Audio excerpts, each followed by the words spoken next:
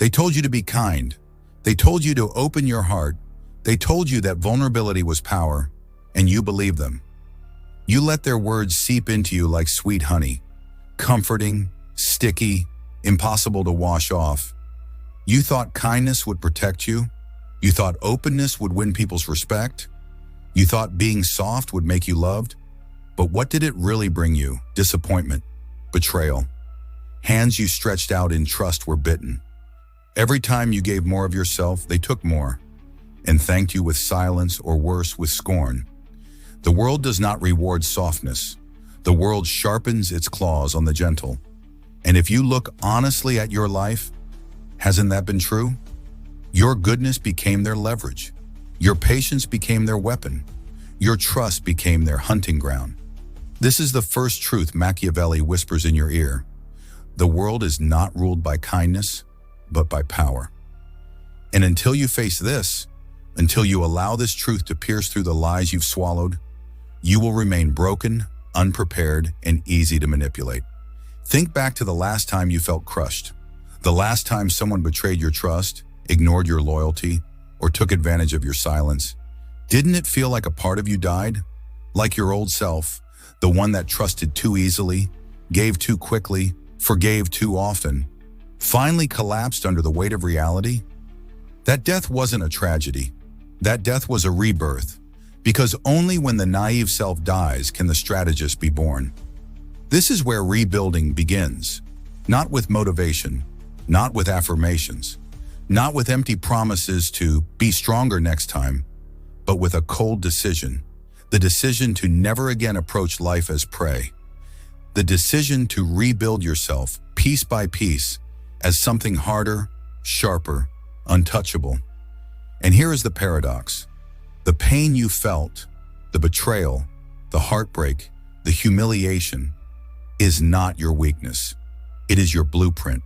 It shows you exactly where your defenses were broken, where your armor was missing, where your strategy was flawed. Your wounds are your map. Your suffering is your teacher. So in this first stage of the Machiavellian rebirth, you must look directly at your pain without flinching. You must examine the wreckage of your old self with ruthless honesty. Ask yourself, where did I let emotions cloud my judgment? Where did I believe the lie of kindness over the reality of power? Where did I extend loyalty to those who had no intention of returning it? Where did I confuse weakness for virtue? Because this is not about hating others. It's about seeing clearly. It's about looking at the battlefield of your life and admitting, I lost because I was unarmed. But you are not condemned to stay that way. You can rebuild. You can rise from the ashes of your old self. You can forge a new identity, one that no longer bends, no longer begs, no longer bleeds at the first strike. This is where Machiavelli becomes your guide, not as a saint, not as a motivational speaker, but as a strategist, a ruthless tactician of the human condition who tells you the raw truth. Power respects power. Control respects control. The world bends to those who bend themselves into something unbreakable. So here is your first exercise in rebuilding. Sit with your pain. Don't numb it. Don't run from it. Don't drown it in distractions. Instead, dissect it. Study it like an enemy general studies the battlefield after a crushing defeat. Find the exact moves that left you exposed. Because if you ignore this stage, you'll repeat the same patterns. You'll keep rebuilding the same fragile house, only for the storm to destroy it again. But if you confront it, if you stare it down with cold detachment, something changes inside you. You stop seeing yourself as a victim. You begin to see yourself as a strategist. And from this moment forward, every wound becomes fuel. Every betrayal becomes data. Every heartbreak becomes a weapon. The death of the naive self is not the end. It is only the beginning. Because once you strip away the lies, once you bury the weak version of yourself, you are left with raw material, clay waiting to be shaped, steel waiting to be forged. And in the next stage, we begin that forging. We begin building the ruthless strategist within you, brick by brick, principle by principle. This is not about becoming cruel. It's about becoming untouchable, unshakable, unbreakable. This is the foundation, the first step in your Machiavellian rebirth. So take a deep breath, feel the old self fading, and prepare, because the strategist is about to rise. Now that the naive self has died, you are standing in front of an empty forge. Cold steel, burning fire, hammer and anvil. This is where the strategist is made, not in comfort, not in safety, but in the deliberate reshaping of your mind. Because here is a harsh truth. The body follows the mind. The world reflects the mind. Your fate bends to the mind. If your thoughts are chaotic, your life will be chaos. If your emotions rule you, your enemies will rule you. If you cannot master your mind, you will forever be a servant in a world of predators. Machiavelli knew this. He wrote not for the weak-hearted, not for the sentimental, but for rulers who understood that the battlefield of life begins in the mind. And so must you. Your first weapon is not the sword. It is not strength, wealth, or influence. It is the ability to command your own thoughts. Think of your mind like a fortress. For most people, that fortress is crumbling, its gates wide open. Enemies, distractions, fears, old wounds walk in and out at will. No wonder they are broken. No wonder they are easily manipulated. But a strategist does not leave the gates unguarded. A strategist builds walls. A strategist studies the enemy, predicts the attack, and prepares. This is what mental control means. Not suppressing your thoughts, but commanding them. Not killing your emotions, but disciplining them. Not avoiding pain, but weaponizing it. Ask yourself, how often are your thoughts your own? How often do you move with intention instead of reacting to the chaos around you? Every time you let fear drive you, you surrender control. Every time you let anger explode, you give away power. Every time you chase validation, approval, or recognition, you place your self-worth in someone else's hands. That ends here. From now on, your mind becomes a weapon. Sharp, precise, unyielding. Here is the first discipline of mental weaponry: silence. Most people are addicted to noise. They wake up and immediately flood their mind with stimulation. Social media, endless chatter, meaningless distractions. But silence is where the strategist sharpens his blade.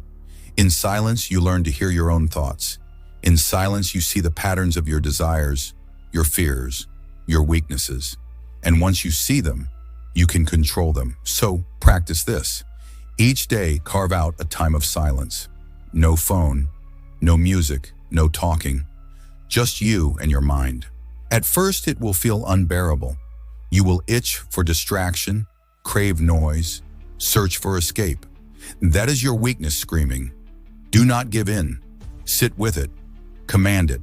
Until silence no longer feels like emptiness, but power. The second discipline of the strategist's mind: emotional control. Listen carefully. This is not about killing your emotions. It is about mastering them. Fear has energy. Anger has energy. Desire has energy. But the weak let those energies leak out in reckless bursts. The strong harness them. Like fire contained in a forge, emotions can melt steel, shape iron, and fuel creation. Think of fear. Most run from it, but the strategist studies it. Fear shows you where your weaknesses lie, where your blind spots are, where the enemy can strike. Think of anger. Most explode with it, destroying themselves in the process.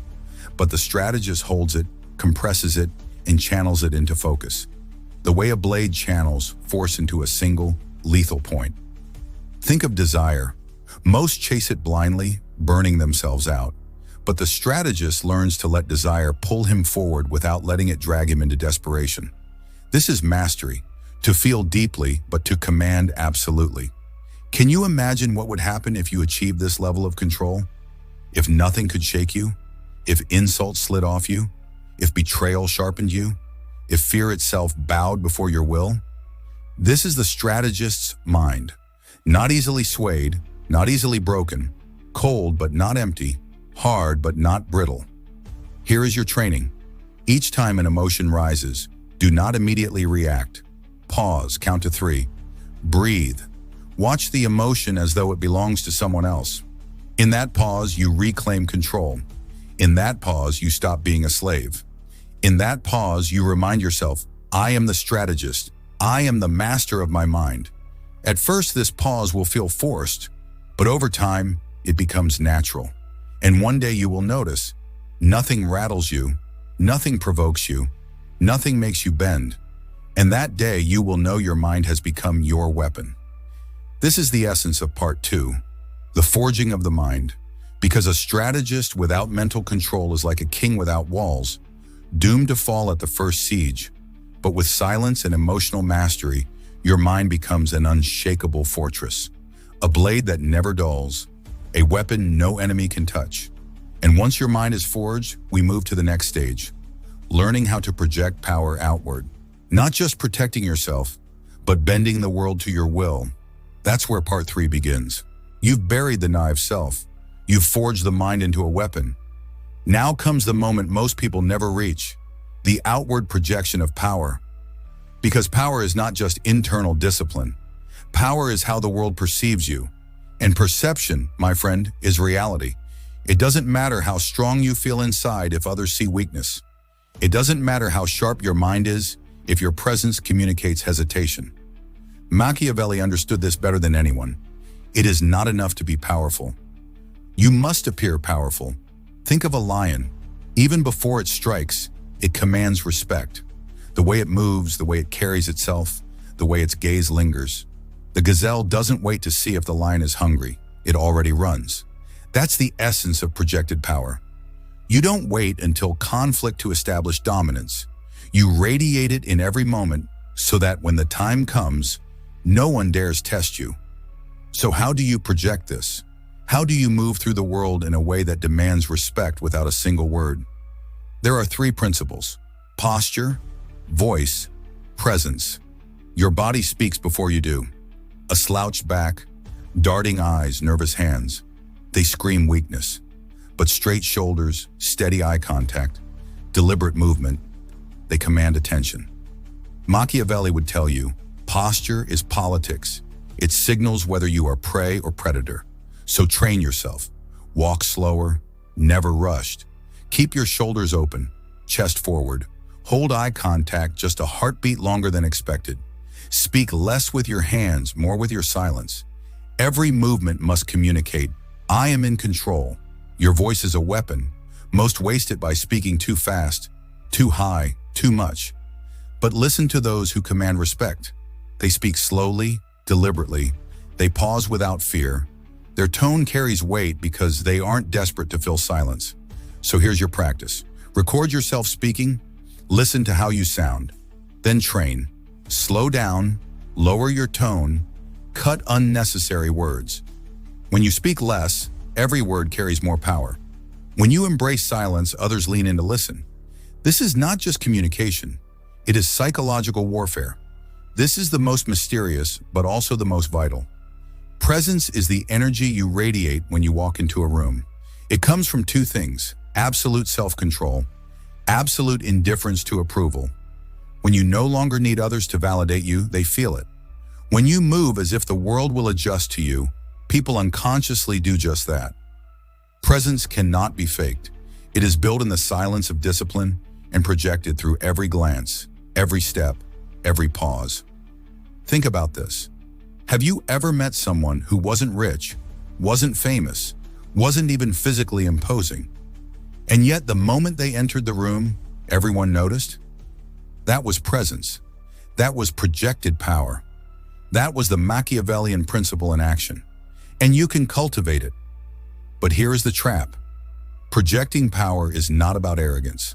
It's not about shouting, dominating conversations, or proving yourself. That reeks of desperation. True projection is subtle. A strategist never reveals all his strength. He allows others to sense it, like the shadow of a storm on the horizon. This is why Machiavelli warned, it is better to be feared than loved if you cannot be both. Why? Because fear is reliable. Respect rooted in fear does not waver. And when combined with controlled warmth, when you choose to show kindness sparingly, it becomes irresistible. Here's how to practice presence daily. Enter every room as if you belong there. No hesitation, no apology. Speak 30% less than you normally would. Let silence do the heavy lifting. Hold stillness. Resist the urge to fidget, tap, or rush. Stillness signals dominance. When you give attention, give it fully. When you withdraw it, withdraw completely. These small shifts create an aura that others cannot ignore. Understand this. You don't have to be the strongest, the smartest, or the richest, but if you control your posture, your voice, and your presence, you will be treated differently. Doors will open. People will hesitate before crossing you. Opportunities will flow to you, not because you beg for them, but because the world bends to those who project certainty. This is power without a sword, influence without force, dominance without a word.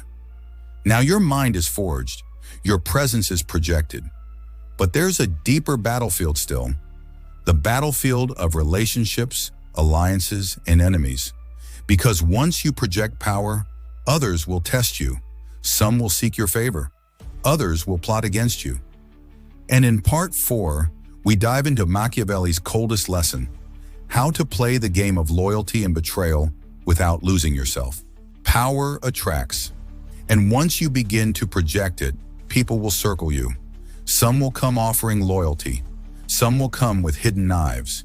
And here is the brutal reality. Every relationship you have, friend, lover, ally, even family, is part of a chessboard. Each person either strengthens your position or weakens it. Each move they make is either in your favor or against it. Machiavelli knew this.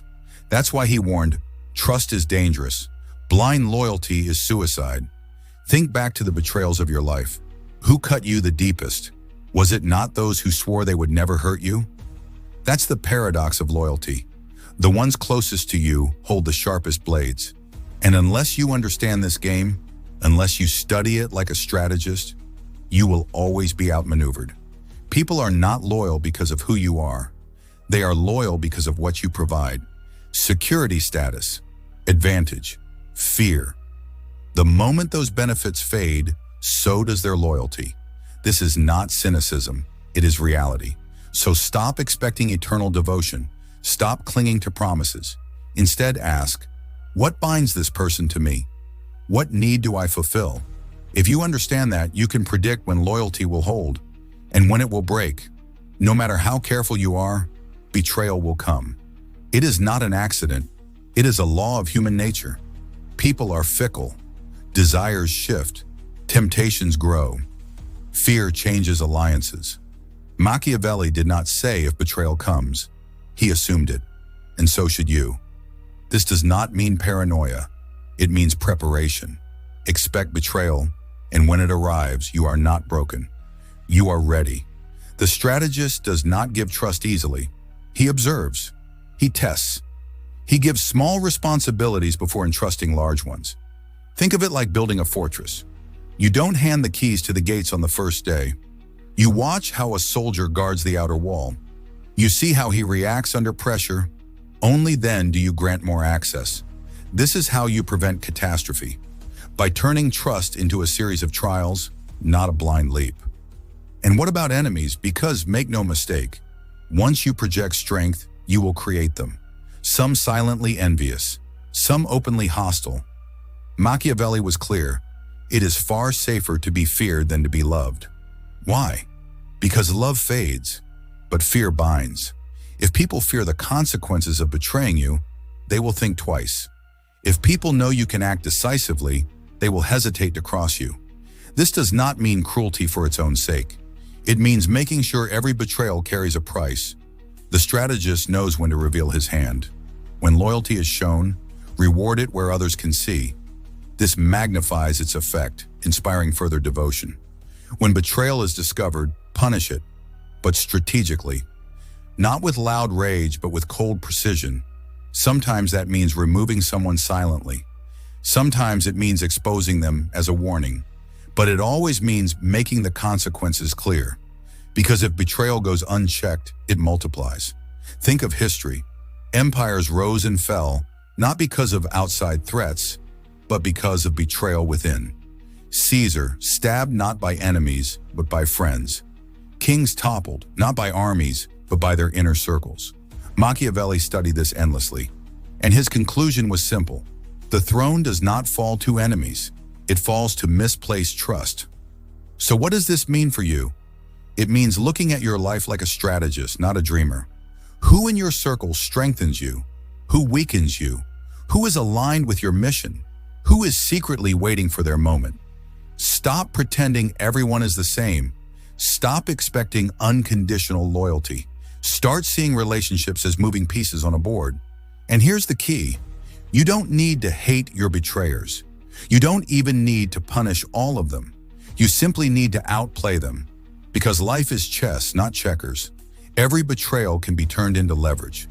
Every disloyalty can teach you the next move. This is the game of loyalty and betrayal. It is brutal. It is cold. But it is reality. And if you master it, you cannot be surprised. You cannot be broken. And you cannot be dethroned. In the next stage, we go even deeper. Because once you control loyalty and betrayal, the game shifts to a higher level. The art of manipulation and influence. Bending others to your will without them even realizing it. That is the true Machiavellian edge. And that's where part 5 begins.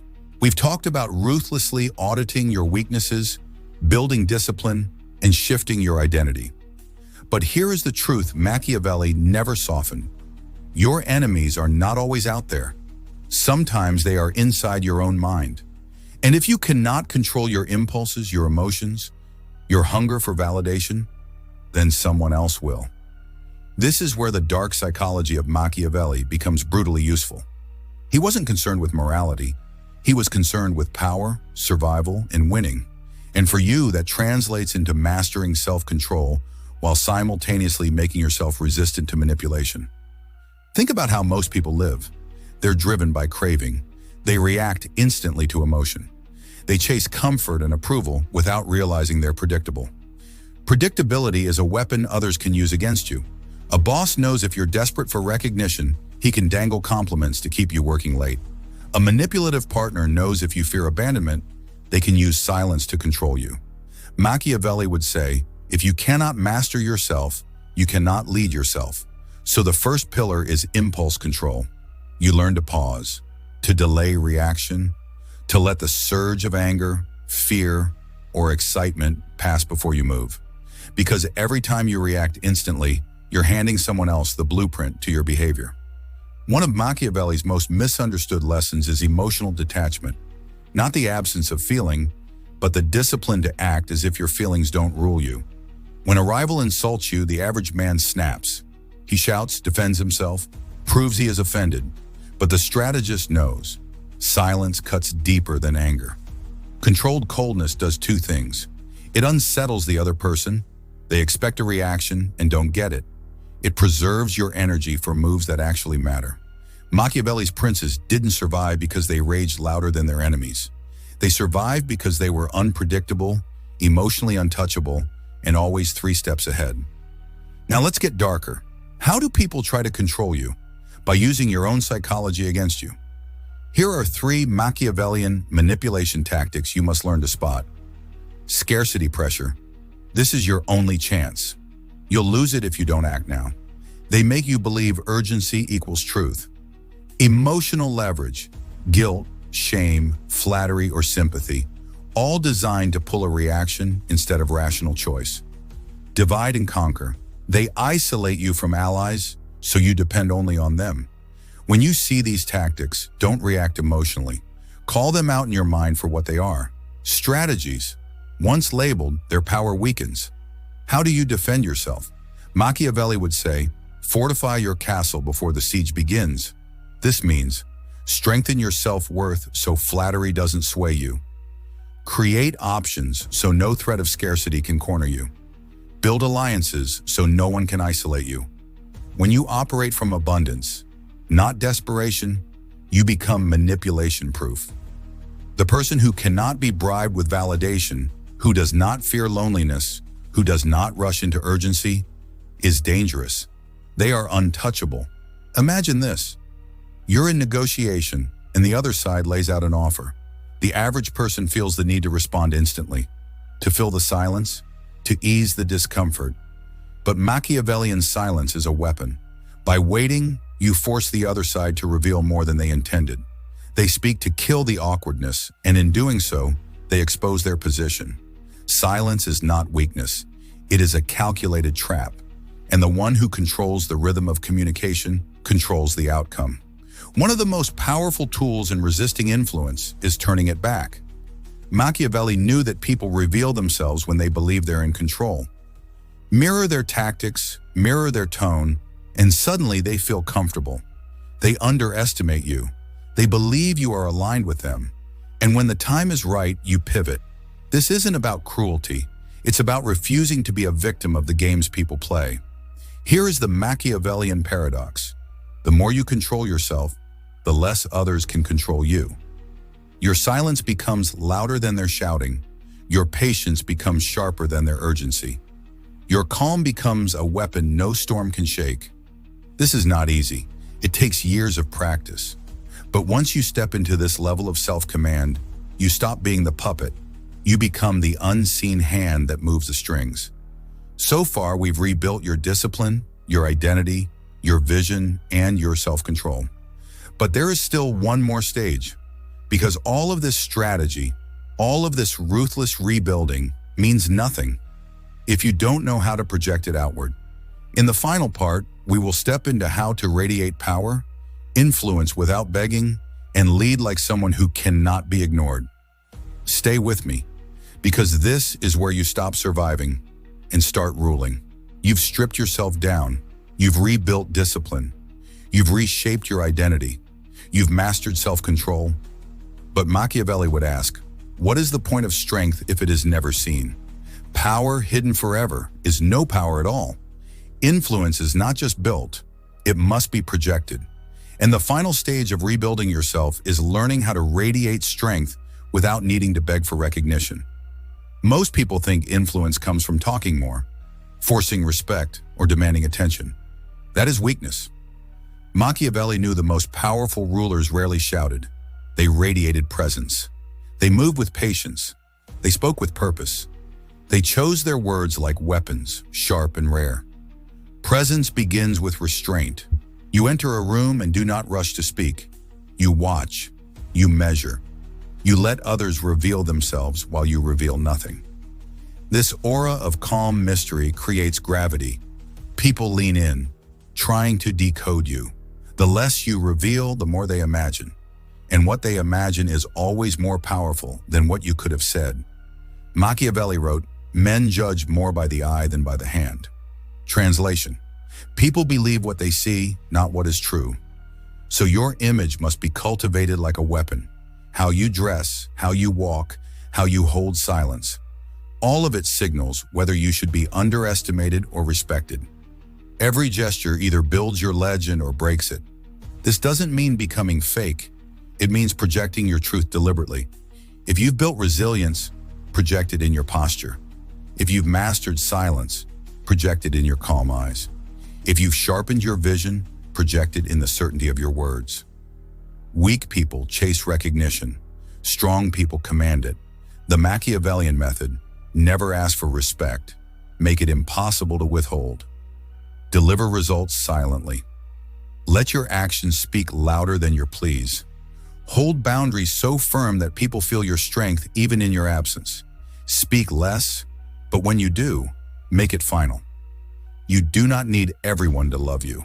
You only need them to understand that ignoring you comes with a cost. Machiavelli's famous dilemma: is it better to be feared or loved? He answered, if you must choose, be feared, because fear lasts longer than love. But here's the nuance. You don't need cruelty. You need controlled fear, the unspoken awareness that you cannot be taken lightly. When combined with respect, this becomes admiration. People admire what they also fear losing. They admire what they cannot control. So project both: compassion when it suits you, coldness when it protects you. This balance creates an aura no one dares to challenge. Machiavelli understood life as theater. Everyone wears a mask, everyone plays a role. The difference is, most people are actors. The strategist is the director. When you rebuild yourself, you step into this role. You set the stage. You control the rhythm. You decide which parts of yourself to reveal, which to hide, and when to make your entrance. Power is not just who you are. It is the performance of who you are. And if you do not direct your own role, someone else will cast you as theirs. The ultimate goal is not just to survive hardships. It's not even just to win against enemies. The final Machiavellian goal is legacy, to rebuild yourself so ruthlessly, so strategically, that your influence remains even when you are absent.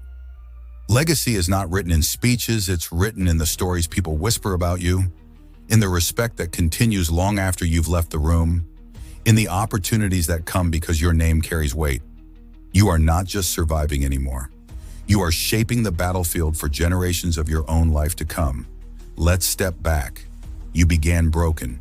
You began unsure, desperate, reactive. You went through the fire of discipline. You shed weakness. You built vision. You mastered silence. You became untouchable to manipulation. And now you project power like a shadow, unspoken, undeniable. This is the Machiavellian way of rebuilding yourself. From victim to strategist, from broken to unbreakable, from ignored to unforgettable. Remember this, you don't need to ask for respect. You don't need to prove your worth. You need only to rebuild yourself like a ruthless strategist, brick by brick, move by move, until the world has no choice but to recognize what you have become. This is not about being cruel. It's about being prepared. It's about rising in a world that would rather see you on your knees. So carry yourself like the strategist you are becoming. Control yourself. Command presence. Project power. And let the world learn. You may have been broken once, but now you are rebuilt. And this time, you are unshakable.